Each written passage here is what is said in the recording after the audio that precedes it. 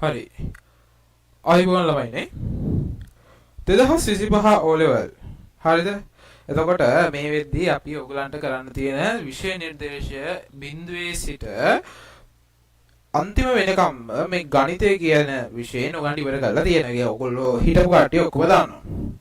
එතකොට අද ඉඳන් දැන් මෙහෙමනේ මේ විෂය නිර්දේශය ඉවර කරගත්ත කට්ටියක් තියෙනවා, ඉවර කරගත්තේ නැති කට්ටියක් තියෙනවා. එතකොට අපි හැමෝටම දැන් O level කියන්නේ A level විභාගයට යන්න ඔයා කොච්චර සුදුසුද කියන බලන විභාගයන්නේ. එතකොට ඇත්තටම දැන් O level වල අපි කියමු F9ක් ගන්න ළමයට, හරිද? F9ක් ගන්න ළමයට A level වල A3ක් ගන්නවා කියන එක මහන්සි වුණොත් කරන්න බැරි වැඩක් නෙමෙයි. හරිද? A level වල A9ක් ගන්නවා කියන එක මහන්සි වුණොත් කරන්න බැරි වැඩක් නෙමෙයි. එතකොට තව අපි අතෝ 2025 O level වලට අපිට තියෙන්නේ සමහර මාස 3ක් මාස 2ක් කියමුකෝ, මාස 2ක් විතර පොඩි කාලයක්. එතකොට මේ කාලය ඇතුළත අපි ඵලදායීව වැඩි කරගන්න ඕන. ඵලදායීව වැඩ කරලා තමයි මේ தත්ත්වයට අපි එළවෙන්න ඕන. හරිද ළමයි? දැන් මෙහෙමයි. දැන් මැත්ස් පේපර් එකේ අපි ගත්තොත් ලකුණු 50 සහ 50 උඩ ඉන්න හැමෝටම බොහෝ දුරට එනවා. 60 උඩ 70 උඩ නම් අනිවාර්යෙන් එනවා මේ වෙලාවේ අපේ පේපර්ස් වලට. අපි මේක බලන්න මෙහෙමයි. දැන් අපි කියමුකෝ 50න් අඩු 30න් අඩු ළමයි ඉන්නවා කියන ලකුණු. හැමෝටම හරිය විදිහට අපි රිවිෂන් එකක් කරනවා. ඒ හැම එකක් කරන්න කලින් අපි අපේ මට්ටම දැනගෙන ඉන්න ඕන. එතකොට මේ සෙමිනාර් සීරීස් එකේ පළවෙනි සෙමිනාර් එක තමයි 25 ළමයිට කරන අපි මුලින්ම මට්ටම අඳුර ගන්නවා. මේ මට්ටම අඳුර ගන්න කොහොමද? අපි 2024 O level maths paper එක කරනවා ඩිස්කෂන් එකක් විදිහට.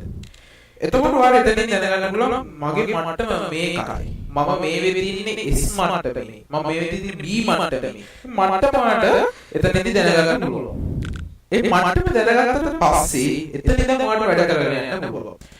අපි S මට්ටමේ F මට්ටමේ ඉන්න කට්ටියට මෙහෙමයි. කවුරුහරි කිව්වොත් විෂය නිර්දේශය කරනවා කියලා ඒක කරන්න බැරි වෙලා. හරිද? කවුරුහරි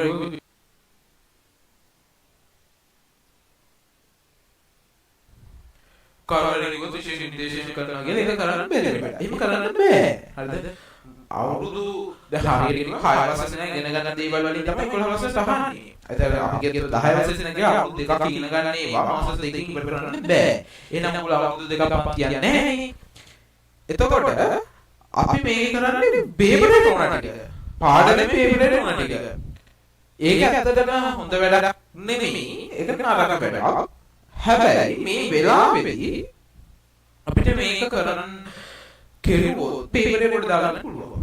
ඒ කියන්නේ අපි පාඩමකින් බලාපොරොත්තු වෙන්නේ පාඩම තුළ තියෙන විෂය කරුණුනේ විභාගයට මේ අපි වැඩ කරන්න ඕන. ඔය අපේ දැනුමට තමයි වැඩ කරන්නේ. හැබැයි මෙතනදී මේ දැනුමට වැඩ කිරීම නෙමෙයි.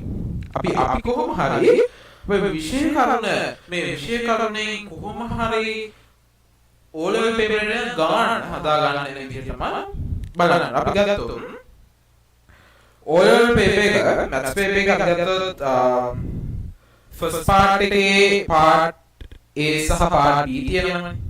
අපි ඔක්කොම දන්නවා. හරිද? මේ වෙද්දී එක paper එකක් හරි ලියන්නේ මේ කවුරු හරි. හරිද?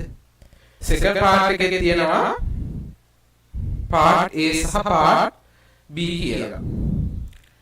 එතකොට මෙන්න මෙතන ලකුණු ටිකයි මෙතන ලකුණු ටිකක් පිළිදෙකින් අල්ලගන්න ලකුණු වගේ. මොකද අපි දන්නවා මොනවද එන්නේ කියලා. භාග ගණනක් අනිවාර්යයෙන් එනවා කියන එක හැමෝම දන්නවනේ. ඒ වගේ අපි දැනගෙන යන ගන්න. මේවත් මේකේ තියෙන ප්‍රස්තාර ගන්න තියෙනවා කියලා අපි දන්නවා.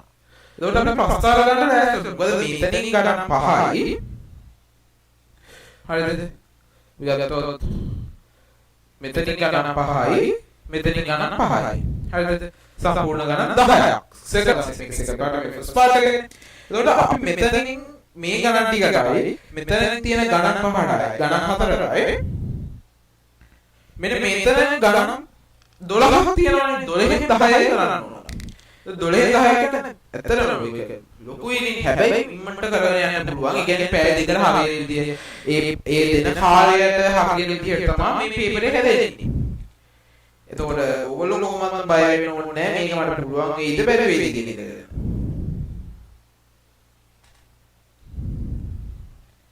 හරිද? හරි. පොඩි තාක්ෂණික දෝෂයක් ගියා. හරි. දැන් හරියට. හරිද?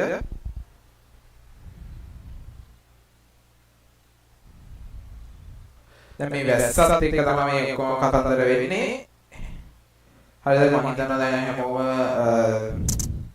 වැස්සත් එක්ක ඉතින් අපි දන්නවනේ වැඩ කරන්න පුළුවන්. දැන් සමහරවගේ මුළු තමන් කරපු හැම එක නෝට් එකක්වත් මේ විදිහ ගෙදර නැති වෙන්න පුළුවන්. ගේ විශාල අරුද දින මේ කාලේ. අපි දැනගන්න ඕනේ එකම දේ තමයි මේෙන් මිදිලා කොහොම හරි අපි අපේ දැනට යන්න ඕන. හරි. පොත් නෑ තමයි ඔළුව තියෙනවනේ. ඔළුවේ ඉගෙන ගන්න දේක් තියෙනවනේ. ඒ දේ ඉගෙන ගන්න පුළුවන්. හරිද? වක්කයි කැමරාවට උනා. හරිද? ෂේප් එක අපි යන් සුදු වෙන සීන් එක ආවා. කොහම හරක් වුණා. හරි ගමන්නේ. මම කතා කරගෙන යන්නම්කෝ. එතකොට මෙන්න මේ විදිහට අපි බලා ගන්න ඕන අපිට කොච්චර මේ වෙද්දි කරගන්න පුළුවන්ද කියන එක. මේකත් එක්ක අපිට අපි ගැන අවබෝධයක් ලබා ගන්න පුළුවන් හින්දා එතනින් එහාට අපිට හිතා ගන්න පුළුවන්. හරි. මම මේ ටික කරන්න ඕන. මට මේ ප්‍රස්තාර ප්‍රශ්නේ මට බෑ. ඔයා බෑ කියලා දන්නවනම් ලොකු දෙයක්. මම ඒක දෙක ප්‍රස්තාර ප්‍රශ්න කියමුකෝ. ප්‍රස්තාර ප්‍රශ්නයට අවශ්‍ය යම් කොටස තියෙන මේ පාඩමේ ඒ ටික මම කරනවා මෙතනදී. ඒ ටික කරාම අපෝ එතන යතියි. ඒ කියන්නේ පාඩම මදි ඉතින්. ඒනොට ප්‍රශ්නෙට ඇති. හරිද? ප්‍රශ්නෙට ඇති පාඩම මදි ඉතින්. ඒක ඇත්ත. එහෙම භාග ගන්න ඕන ටික කරනවා. තුල්්‍ය භාග ඒ භාග ටික අපිට භාග ගන්න කියන්නේ මෙහෙම භාග ගන්න කියන්නේ කියවනවා. කියවලා තේරුම් ගැනීම මත තමයි භාග ගන්න හැදෙන්නේ තීරණය වෙන්නේ. හරිද? මේ වගේ ලොකු වැඩ පිළිවෙලක් යනවා ඉදිරියට. කියන්නේ හැම දවසකම රාත්‍රී 8:00 ඉඳන් ඉදිරියට මම දන්නේ ඒක 8:00 ඉඳන් 10:00 වේද 11:00 වේද 12:00 වේද 1:00 වේද කියන ඉවර වෙන ටයිම් එක මම දන්නේ 8:00ට පටන් ගන්නවා කියන එක මම දන්නවා. තව එකක් දන්නවා හැමදාම තියෙනවා කියන එකක් දන්නවා. එතකොට මම ඔයගේ දවසේ පැය 24 පැය 3ක් ගත්තා කියලා හිතන්න. ඔයාලා පැය 21ක් තියෙනවනේ. ඔය පැය 21කින් සාමාන්‍යයෙන් වැඩ කර නම් පැය 7කට දාගන්න කරන්නේ. හැබැයි වැඩ නොකරම ඉන්නවා නම් මේ කාලේ ටිකක් නිින්ද අඩු කරාට මුකුත් වෙන්නේ නැහැ. නිින්ද අඩු කරගෙන තමන්ගේ වැඩේට ඉතුරු සබ්ජෙක්ට් 8 බැලන්ස් කරගන්න ඔයාගේ වැඩ. හැබැයි මැත්ස් සහ සයන්ස් කියන විෂයන් දෙක ඔයාගේ අනිවාර්ය විෂයන්නේ. ඒ දෙකට අනිවාර්ය ලබන්න ඕන ඔයා. එතකොට ඒ විෂයන් දෙක ගොඩ දාගන්න ඕනේ. ඒකට දවසේ පැය 3-4ක් වෙන් කරා කියලා අනිත්‍යයන් වලට බාධා වෙන්නේ නැහැ. බුද්ධ ධර්මයට බාධා වෙන්නේ නැහැ. ඒක කියවගෙන පාඩම් කරගෙන යන්න. මම ඉස්සරහට කියන්නේ මේ කරන කෙටි ක්‍රම මැත්ස් කියන එකත් පාඩම් කරන්න දෙයක් නෙමෙයි. මැත්ස් කියන එක ඔළුවේ හදාගන්න ඕන. හිතන්න ඕන. ගාන දැක්කම මතක් වෙන්න ඕන. මේ ගාන මෙහෙමයි හදාගන්නේ. ගණන් 100ක් ඇතුළේ වැඩක් නැහැ. 101 වෙනි ගාන හදාගන්න වෙයි. අපි ගණන් 10ක් හදලා 11 වෙනි ගාන හරියට හදාගන්න පුළුවන් නම් අන්න යන වැඩ. මම කියාගන්න ගොඩක් මේ විදිහට හිතාගන්න මේ ඕල් වල කියන එක වැඩක් නැහැ කියලා. ඇත්තටම ඕල් වල කියන එක මෙහෙමනේ. දැන් ඔයා ඉන්ටර්විව් එකකට යනවා කියන අනාගතේ ඔයාගේ අහන්නේ ඕල් වලට ඒ නමයක් තියනවද කියලා. හරිද? හැබැයි ඔයාගේ CV එකේ ඔයාට ඕල් වලට ඒ නමයක් තියනවා නම් ඒක සුසුකම. හරිද? C9 කියන එක ඒ ලෙවල් කරන හැබැයි C9ට A9 කියන එකනට යම්කිසි අවස්ථාවක යම්කිසි තැනකදී ප්‍රයෝජනයක් ගන්න පුළුවන්. හරිද? මේ දවස් ටිකේ මේ වැඩේ කළා ඔයාලා ප්‍රයෝජනයක් හදා ගන්න. හරිද? ඔයා ලෝකෙට වටින මිනිස්සෙක් කියලා. ලෝකෙට වටින නැති මිනිස්සෙක් කියලා වැඩක් නැහැ. කොහොම හරි අපි බලමු ඉස්සරහට දැන් කොහොමද වැඩේ වෙන්නේ කියලා. මම මුලින්ම කරන්නේ 2024 පේපර් එක.